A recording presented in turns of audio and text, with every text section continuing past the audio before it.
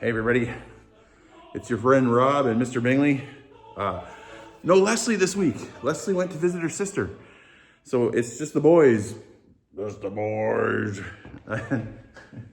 We've lost all that cuteness in Leslie, so I figured we better get some Mr. Bingley on there. Actually, Leslie did leave us some footage, so we'll get her in the video too. Construction time. It's time to start on our bathroom. Are you ready? Are you ready for it? Let's go. Well, this is our before.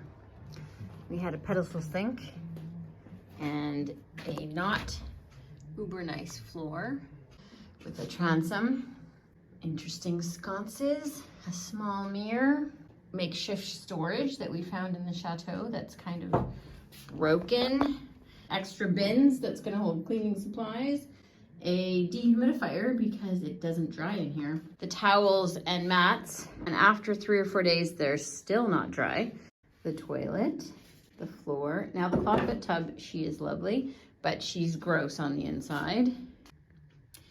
And the cool faucet was here, which I don't hate actually, except we're not gonna do a tub in here, but we'll save that. So you can see the tub's actually very narrow. And so that makes for the whole shower business a little tricky actually. Let's see if I can let you see the width of it. And that's our wee bathroom. It's 200 by 210, which is like, you might have to do the calculations on that for our North American friends. It has yellow, some kind of wall covering, which you see mold on. We did put in the chandelier, so that's gross. There's our bathroom. It does have very nice trim, which I like, and a door that doesn't completely close, but you know, it's how it is. So it has one plug-in and it has 2 sconces, which we will have to relocate to make work for a bigger vanity. But there's our bathroom. I'm thrilled that we have one off our bedroom, so I'm not going to complain about that. But it definitely is in need of a little attention. Since Leslie's not here for the week, I think we're just gonna mostly live in this room here. We're gonna turn off the radiators to the rest of the house, and me and Mr. Bingley gonna keep it simple. And so I already started taking a few things out. Here we come, but lots more to go. Let's see if we can take the time lapse. For that tub's gonna be interesting.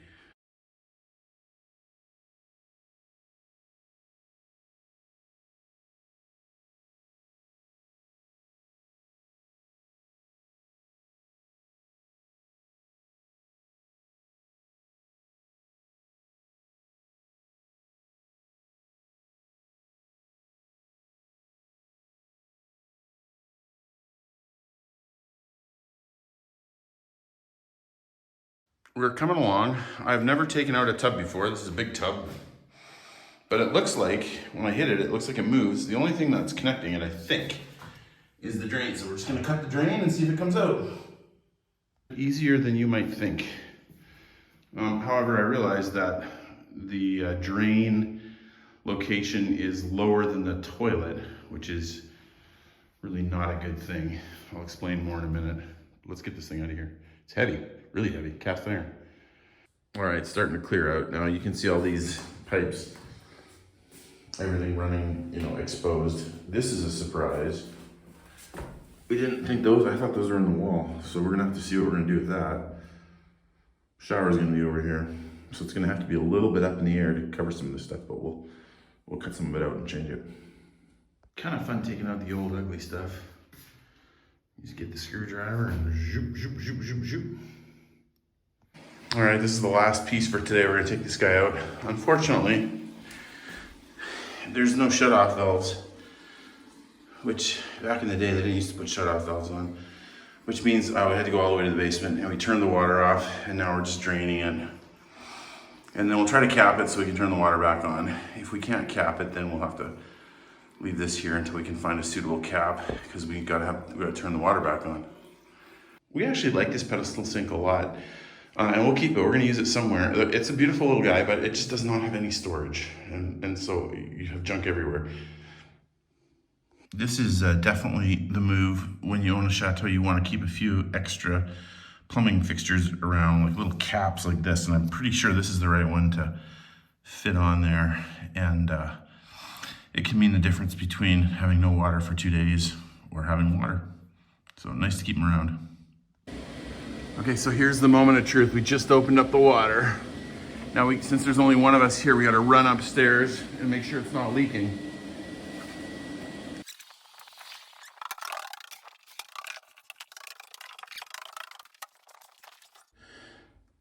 Looks good. No leak. Whew. This is one of those days where I had to run up and down the stairs, 4 or 5 times to get the right tool. I was gonna try to take out these things with a wrench, but it just needed a socket, so I had to go find my socket set. And this is how a pedestal sink is mounted.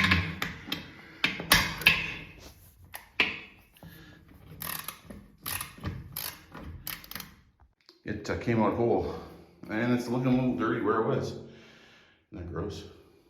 We'll clean that up. That means we've done our work for the day, and tomorrow we'll try to tackle this radiator, which will have to drain the whole system or find a shut off, and then maybe we'll put the door back on and etch these tiles so we can put new tiles on. Yeah, good progress. Good progress. Happy with the day. Okay, Mr. Bingley, we're calling it a day, aren't we? I've built Mr. Bingley a fortress to snuggle up in since his mom is gone. The sun has gone down, and our bathroom's clear. Well, as always, I come out to survey the roses, and what do I find? One has already started blooming. What in the world? I was gonna come out and give them a good prune. It's mid-January. And this guy too. And that's just happened because a couple weeks ago there was nothing out here at all. And look at him go. What in the world? So definitely we need to get out here and prune. Oh, this guy over here as well. Look how many buds are on him. Well, we need to hurry up and give these guys a nice good prune again, so that if they're waking up, then we need to get cracking. It's a bit misty out here, to be honest, so I don't know how long we'll stay. This guy's got nothing. And this poor little guy, he's coming. I don't know if you can even see him. And this guy, I think I need to finally move. We inherited him. He's been here, but he never does anything. So I think it's time to move that. And there's the beautiful house that she is. So more work waking up, ready for us to get cracking on. Okay, next day we've been cutting wires into the wall, and it's time for phase 2 in the bathroom, isn't it, Mr. Bingley? Yes, it is. Okay, we got a bit of a mystery here. Water is running out now. We've been draining for about a couple hours downstairs, so most of the water from the system should be out. But it makes sense that there's still some water left in the radiators. The question is, where is it coming from? Is it just the radiator, or is it coming somewhere else? I noticed that when I open the top valve, as you might expect, more water comes out. It lets the air in, so then it drains faster. I do, however, have this big plastic thing closed. So theoretically, if there's more water in the system, it shouldn't be pouring in. It should be shut off, but we'll see. Okay guys, I put this on video, the moment of truth. I'm gonna cut into this pipe, and I really hope that it doesn't just shoot water like crazy.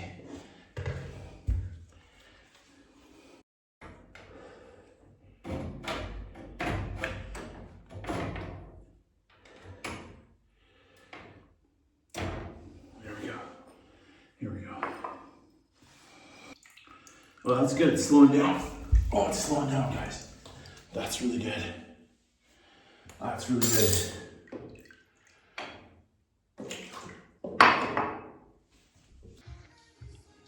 Got the camera set to 0.5, so it probably looks a little weird, but I wanted to catch the whole room.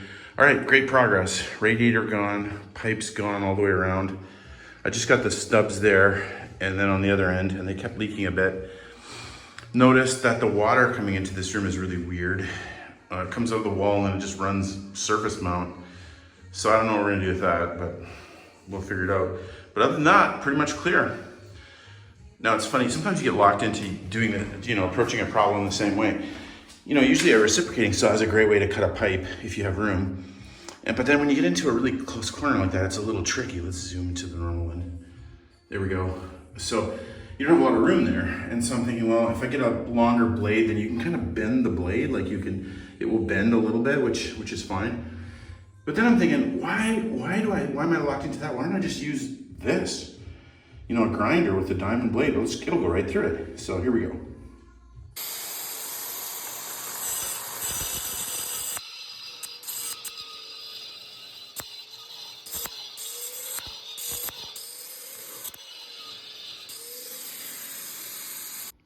I don't know how much plumbing everyone's done, but these things are invaluable. We're trying to shut off this radiator and cap it off. And so this is something called a shark bite. And you slip it right on the end of the copper pot. So all you have to do is slip it on and it just stays. And it's blocked off. It's only $4. Honestly, it's good to have a couple of these around in case you ever have a leak. You can just stick them on the pipe. You have to have some basic plumbing skills, but you don't have to sweat the pipes, or you don't have to use a compression fitting or anything like that. Just stick this little guy on. So we got to sand the pipe first to make sure it's clear. I debated where to cap this. This is the outside of the bathroom, and I'm going to do it right here. Just in case somebody someday decides to want to do radiators again, then they just have to run it across the room rather than taking it all out, because it's already been sort of put through here. Basically right now it goes here and then it comes behind this door. Hopefully this isn't throwing you guys. See if you can see this. Comes through there and then it runs all the way up to the attic, and there's air bleeder valves up there to get the air out of the radiator system. Then of course on the other side of this door you have a radiator. There's another one, big huge one in this room. So there she be, we're taking it out. Heat pumps, so much more efficient. Okay, you can see I've already started. You gotta sand these things so that they get a good fit on there. So I'm gonna sand it. I'm gonna cut, I'm gonna make the first cut about right here and then make a second cut here so we can slide this guy in like that. Jink.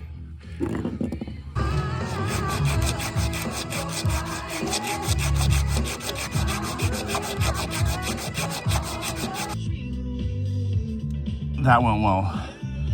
We got her off and it's not dripping too much. I think we got all the water out. So now I gotta use the sandpaper and clear off these edges so that they're nice and smooth. And we can stick those shark bites on. After that, we can fill the system up, have hot water again, Lord willing. Okay, honestly, I've spent about an hour on this. Sanding and getting it perfectly right. I had to get in there and get all the burrs, but I think we're ready to go, and it's just this simple. That's it.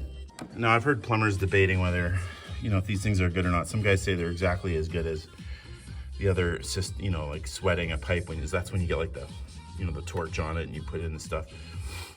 Others say it's not so good, but this is wide open. If it leaks, we'll know about it. We'll see it. The other beautiful thing is you can just take it off. Like down the road, if we decide to cut more, we can easily just take these off and then reuse them in the new place. So money well spent. Now, if two of us were home, we would just stand there and watch this. One person would turn the water on and the other one would make sure that it's not leaking. Since it's just me and Mr. Bingley, he's not real good at talking, we're just gonna set up this camera and then I can watch on my phone to see what's happening. All right, here we go. So we're gonna hook this up. Now, when you put water in the system, you got these really weird European fittings. That one actually goes on not too bad. So we're gonna hook that up to the water. We're gonna turn this guy on. And then we open the valves slowly. And we're gonna go watch it fill up.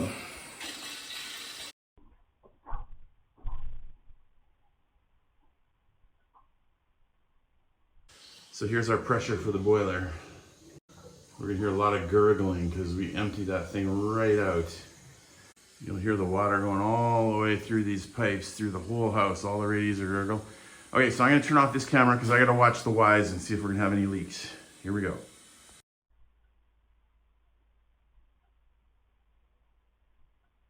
No leaks so far. Ys cam looking good. Now these really are so clever, these systems, and we're not, as a North American, I was not familiar at all. Some North Americans probably are. They have these little air siphons all over the place, and essentially as the system fills up with water, it allows air to come out, but not water, so it prevents bubbles. And at one point we had probably 16 of these in the attic. So, you know, they all run to the highest spot, the highest point where the air goes, presumably. And that way it bleeds it out all the time. You still have to go to radiators once in a while and bleed them, but it does work. Listen, you can hear it fill.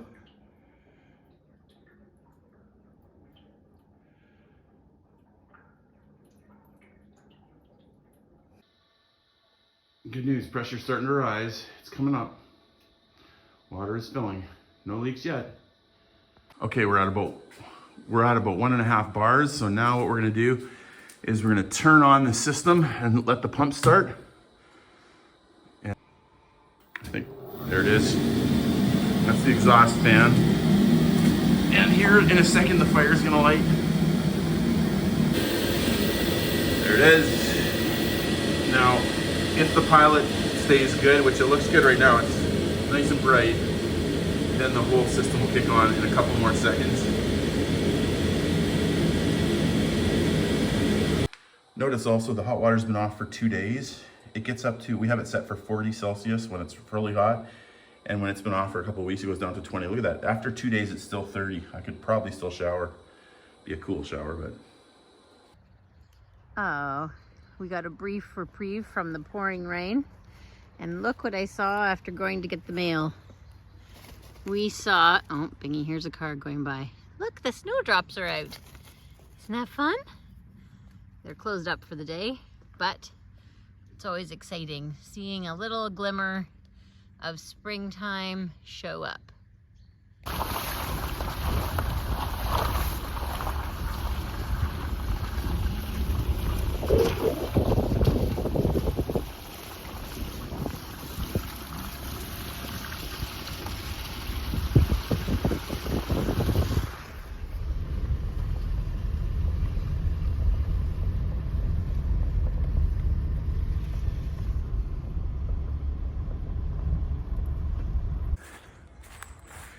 Yeah, I've never seen this much water on the property. Look at that.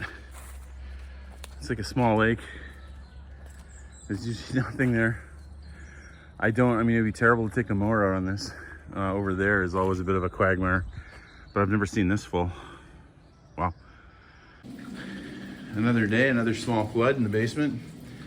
Now, we do have flood warnings, and there's an incredible amount of water all over the place, so this is not a complete surprise. Try to get rid of some of this water. You can see it coming in. It's actually coming in from the conduits that run around the house. These conduits run around the yard all over the place, and the water table is so high that despite the fact that we've tried to plug some of them up, water continues to run in. We'll get it fixed. We'll get it fixed. This is not a product endorsement, not a paid one at least, but our friend Kathy, one of our friends who comes and cooks with us sometimes, saw this in the store, and she had bought a few of them back at home and said we had to buy it, so we bought it. And it's great for this kind of thing. Basically, it's a deal where you step on and it spins out all the water. Works pretty good. Yeah.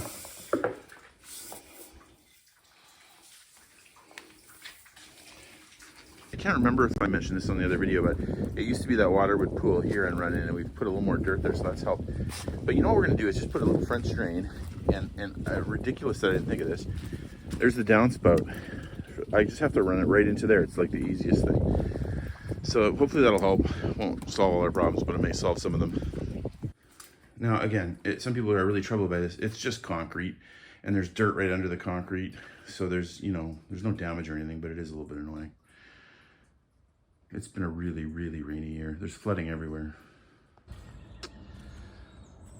Man, you just gotta love it when you get a break in the rain and you come out and you see the beautiful Chateau. And again, this is the very end of January, the start of February, and look at how green everything is. Just absolutely beautiful. I mean, there's no leaves out or anything, but my goodness, so nice. Here he comes. That's right, come on over, Mr. Bingley. Here, come. That's a good boy. This boy's been stuck inside for a lot of days, and so we figure we got to go outside. Now there's a price to pay. That's a dirty dog, but that's okay. We'll get in the shower. And at least you had a couple hours out here, run around. That's a good boy. Here, up here. That's a good boy. Yeah. One of the biggest differences between Leslie and myself is, I think, our feelings about deliveries. I detest deliveries, and I think Leslie enjoys them. But this is great. We have the shower basin. We're gonna go 80 by 120, so not huge, but it's not a very big bathroom. That came, that's great. And then this is a little bit more exciting. For the back of the shower, we decided to go with a one-piece, big, huge, it's actually foam marble, but it looks like marble. Calcutta gold, I believe, is what Leslie's after. So that's great. We're gonna have to cut a bit off that, but which is probably okay because I'm not sure I can lift it otherwise. So yeah, fun to see things starting to come in. You know that we like places like Aldi and Lidl, and our students do too now. But look at this, all of these, $2.79 for, what is there, 6 or 8 of them? No, 2, I don't know, something like that. Amazing. So we're gonna spatter a little bit of spring. Obviously the baguettes, guys, they're under $1 or under €1 always, which is amazing. And great deals, not to mention little pain au chocolat or pain au raisin, little treats that we'll take home for tea time today. It's another beautiful morning here at the Chateau. Oh, it's so lovely when the rain goes away and you just get a little bit of sun. It looks like we're gonna get a little bit of sun today. It really is quite a beautiful place. Yeah, we got a brisk morning this morning. Although, of course, we're living in a cold chateau. So this temperature doesn't bother me very much at all. I remember when I was just starting out as a young person, working in a church, and I remember loving working with the middle school kids. And I remember thinking to myself, you know, if I won the lottery, I would still do this as a volunteer. And in some ways, that's kind of what we're doing. Like, we didn't win the lottery, but we did, you know, sell a couple houses and have inheritance from some parents dying. You know, we're a little older now. And so it's super fun to be able to work on a project without, we're not without the constraint of money, but we don't need to be paid. We can just work on something we love and care about and try to do it the very best we can. And there's a lot of great things about that. One of the great things about that has been that other people join in and want to help. Got a really nice email today from some friends from the United States who love that we have a sports court and would like to see us be able to use that with the kids. And I think are going to help us restore it. So I'm just going to come out here and get some measurements and see what it is. It was asphalt at one point, and then many years of neglect, plants grew through it, etc. So we're gonna take a look and see how big it is, how big the surface area is. Our GA Eddie did a really nice job clearing this out. Obviously leaves have fallen on it again, but you can see a lot more. And before that, Nathan and Tanner, I think we've had a few guys working on this over the years, and it used to be like covered in dirt and debris, but now we're getting down to the asphalt. You can see it a little bit, so we'll need to stay on it, and then eventually if we get it resurfaced, then of course it will stay beautiful. 17 meters one direction. You know, the whole thing really has got me thinking, like, you know, a lot of times people will start an initiative, a nonprofit, a church, a camp, a school, a college, and they have wonderful intentions, and it can run for 50 years, for 100 years, and it can do just a lot of good. But then over time, sometimes they run into trouble. Now, obviously, I'm thinking about my own school, who just ran for 80 or 90 years, had a really good run, and a lot of people sacrificed, and a lot of people donated, and a lot of people worked extra hours. I knew a lot of them on staff, and really had a heart for the mission, and they did a lot of great work. But then 80, 90 years, something goes wrong, and then the whole organization sort of falls down. And you're like, well, was it a waste? And I think, no, I don't think it was a waste. I think a lot of good was done. You think you have the same thought when you walk through Europe and you see these incredible churches, incredibly big buildings that people must have put incredible expense and work into. And I guess a lot of them still function as decent churches, but they don't have nearly the number of people that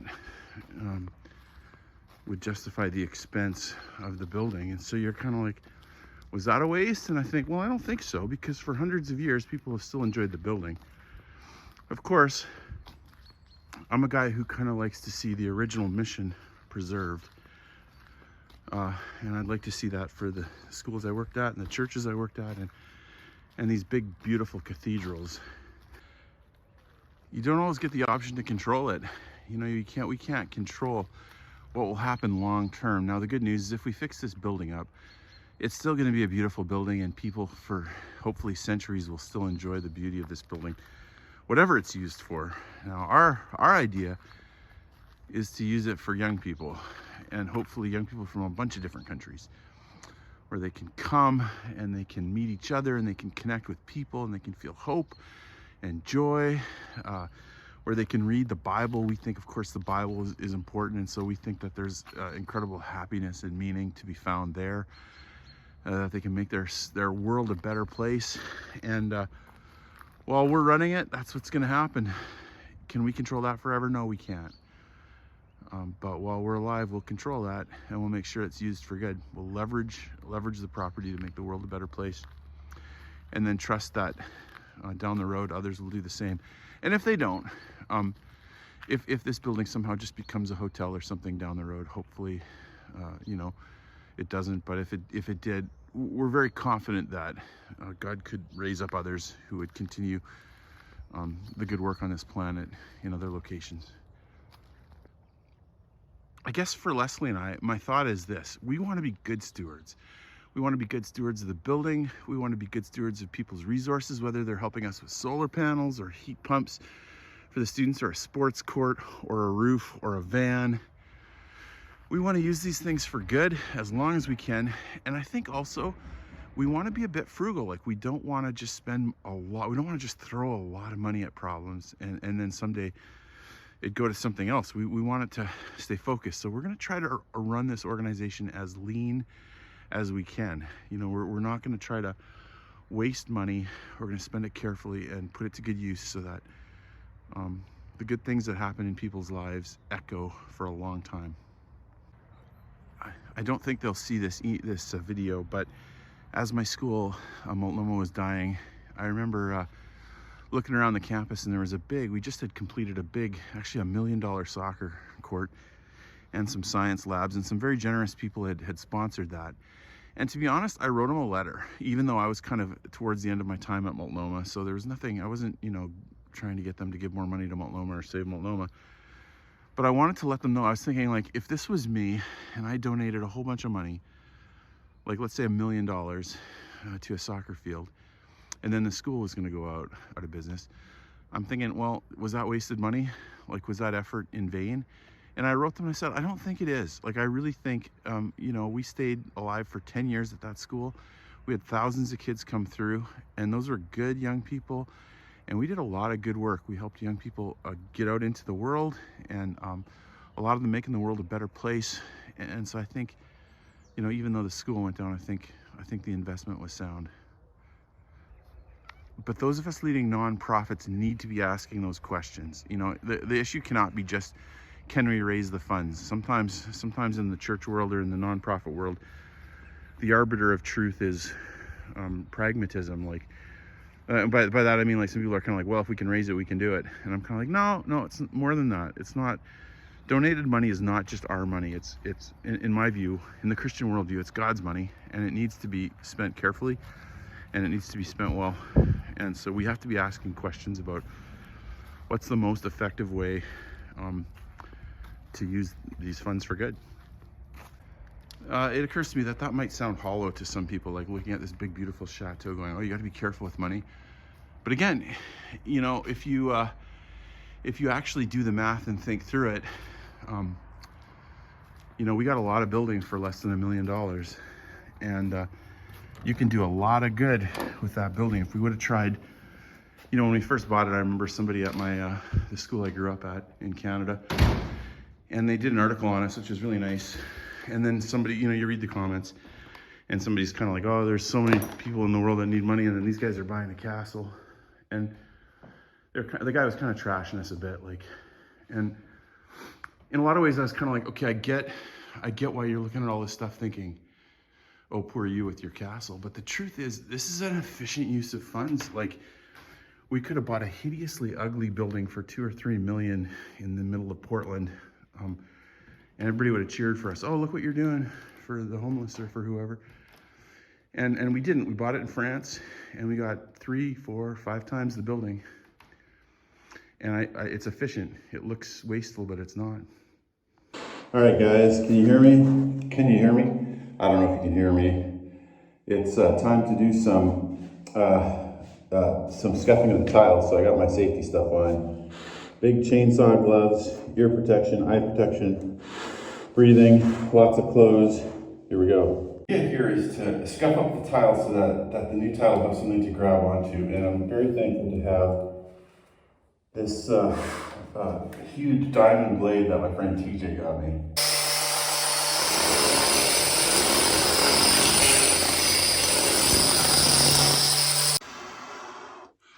This is a difficult job.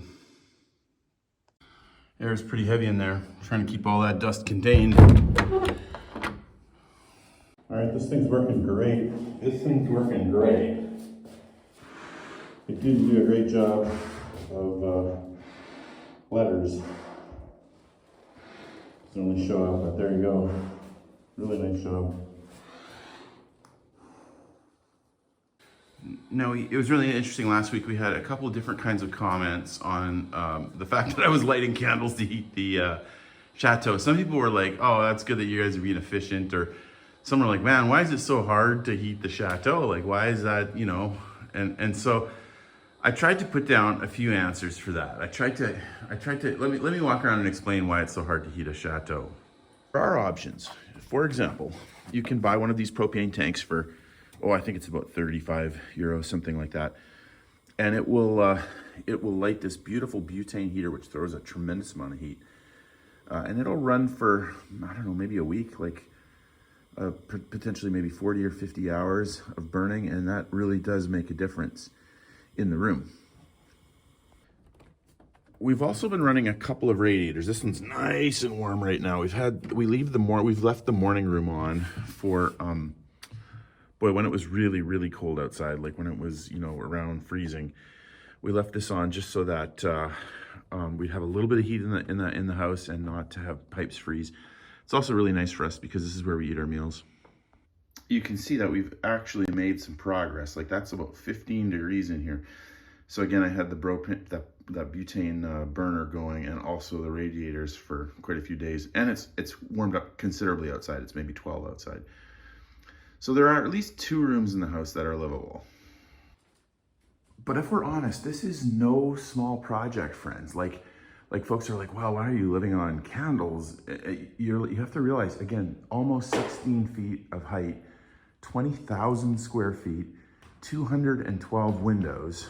You can't run a heat easy like that. That's an incredible amount of space to heat. And it's not insulated at all, right? It's all stone. There's zero insulation. There's a lot of places where there's just gaps, like there's gaps to the air. So if it's windy, even if you cranked all 60 radiators, you know, you'd be burning money by the second and you'd be doing nothing. Let me give you an example. So this door, and this is just one of many doors. See that gap up there? Now, it's a little bit worse than normal. And we can push that in if we notice it and make it a little bit better, or I can crank this thing closed. That's a little better. I have closed the top part. So now the door can't really be open now, but you still see there's a little bit of a gap there, right?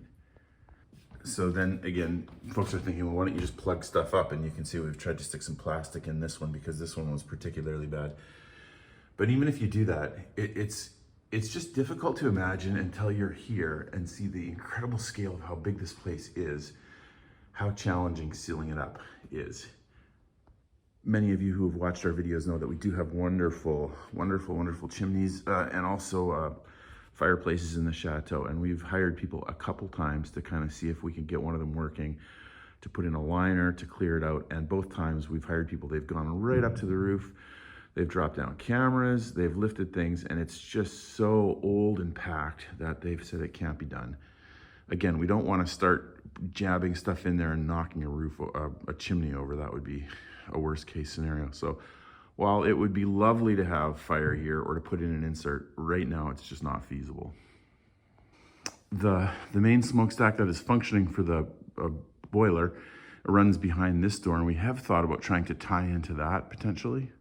Or we've even thought about having like a temporary, setting up, like putting an insert, for example, in this fireplace, or some of the ones on the end, and then just running, you'll notice that it's above a window, and then just cutting through the wall and running a temporary smokestack that would just be there in the very coldest months, November to February, maybe December to February. But we don't want the soot all over the beautiful chateau, so we'd have to get it a little ways out and then up. It would be a challenge engineering wise. But of course we have so much wonderful wood on the property, and it would be just brilliant to have some wood burning fires in here. Sorry, this room's a mess. Potentially you could have, you could put one insert on this side. Look at this big, huge space here. Or even this one, you could even just stick a cast iron stove. It looks like they've had some type of radiator system at one point, and there is actually holes to the outside on this one. So if you had in this one, maybe a freestanding stove, that would certainly warm up this room, and then one on the other end of the house, you know, that would put some degrees into the house. It's just back to the fact that everybody says you shouldn't put a chimney on the outside that doesn't go over your house. You know, we do have a very good heating system, a very good boiler, but again, the price of oil these days combined with the lack of insulation just makes that a non-starter. We've had as many as 50 radiators running at the same time just to see if we could do it. And it makes a difference, but even that is a challenge. Try to get some scale for these. Here's our tanks. Right now we're almost out. We typically have filled the tanks once a year, and we typically put about 3,000 liters. And 3,000 liters would cost maybe about 3,500 euro. To fully fill the tank would be probably 6,000 euro right now. So it's no small amount. And I mean, it lasts us a year, but that's with us being very, very careful with how much we heat things. Now, when it gets really, really cold, we have broken down and we've had one space heater running in our bedroom overnight. So depending on the rates, we'll turn it on after the rates drop and run it all night. You can see right now it's saying it's 17 Celsius in here, which is very good.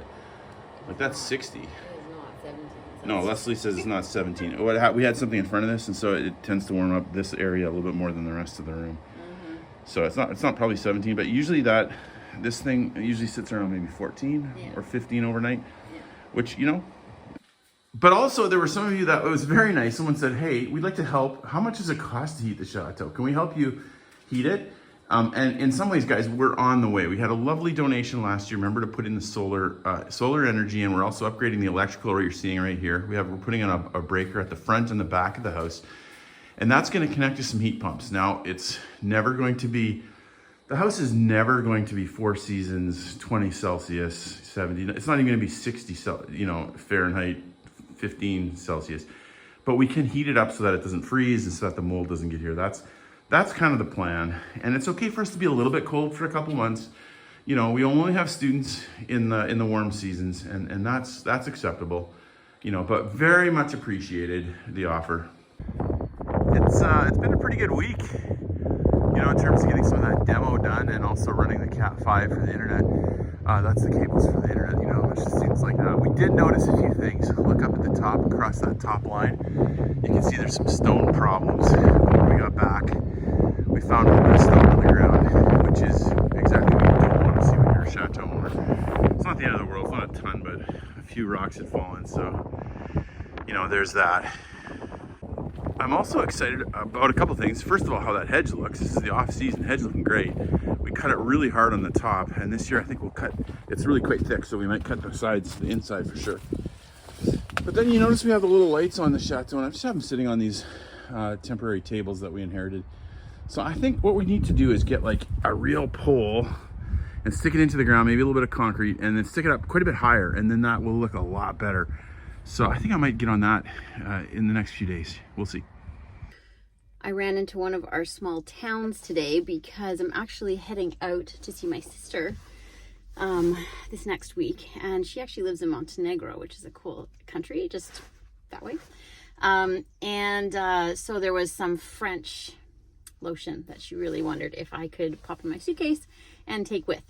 If you don't know about the French skincare game, but it's pretty fantastic. And you mostly find it at the pharmacies, and do some research, you'll find a whole gaggle of threads of people talking about it. Amazingly, I used a bunch of it before we even thought about moving to France. I had gravitated to a bunch of the brands, Le Bon,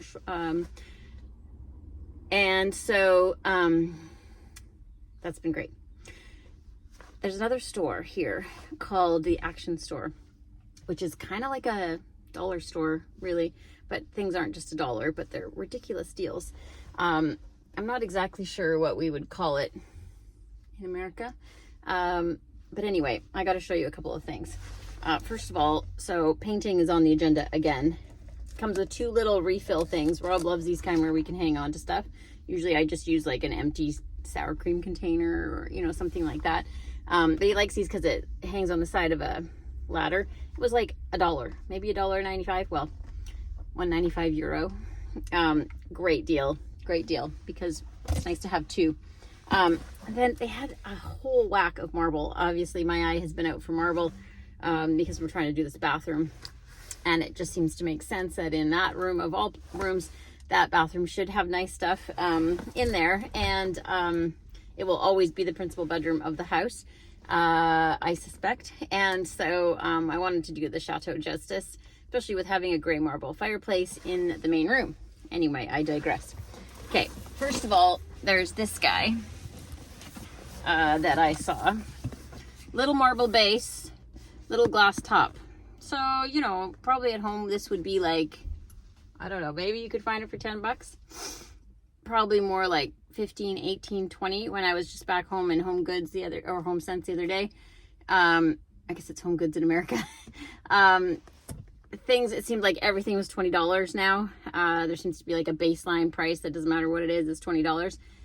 $6. €6. Sorry, €6. That's great, because sometimes we do little cheese courses and stuff like that. Then there's this little guy, also marble, both top and bottom marble, great for tea time. Again, $7. It's not mammoth. I guess you can't see my hands, but it's not uber tiny either. Really quite shocking. Of course, some dog treats for €1. A poncho also, I think it was 49 centium. Which again, if you recall our video when we were at Puy de Fou with the students this year, it literally poured buckets all day. It wasn't just rainy, it was pouring buckets all day. So I thought, you know, this isn't probably the worst thing to have sitting in the van. And then I'm a bit of a sucker for plants sometimes. $3.99, or maybe it was $3. I'm not exactly sure. 2 bulbs inside. I hope they're going to be good. We'll see. I like doing perennials because then I only buy them once and then they just keep on giving, which is good bang for my buck. Anyway, that's my little blurb right now in our little town, and I hope you're having a great day finding good deals at your house. Hi everybody, Saturday night, and I'm done working. I'm done working for the week. Sun's going down, and time travel for some of you probably watching in America. It's probably still morning. And we're gonna try to get, I think we're gonna try to get our videos up in the morning from now on. Otherwise, you see what happens if I do it Sunday, then I spend all day editing, and then you don't have any day of rest. So I'm gonna try to finish it by Saturday, get it up, and you can watch it on Saturday, watch it on Sunday, whenever you like. This is, I think we're gonna title this season, I don't even know what season it is, season 5 -1. That is, I think next week we'll have our season premiere when Leslie gets back. And so these first 2 are gonna be like season 5 -2 and -1. Thanks for joining us. We'll get back to the bathroom next week. Have a good weekend.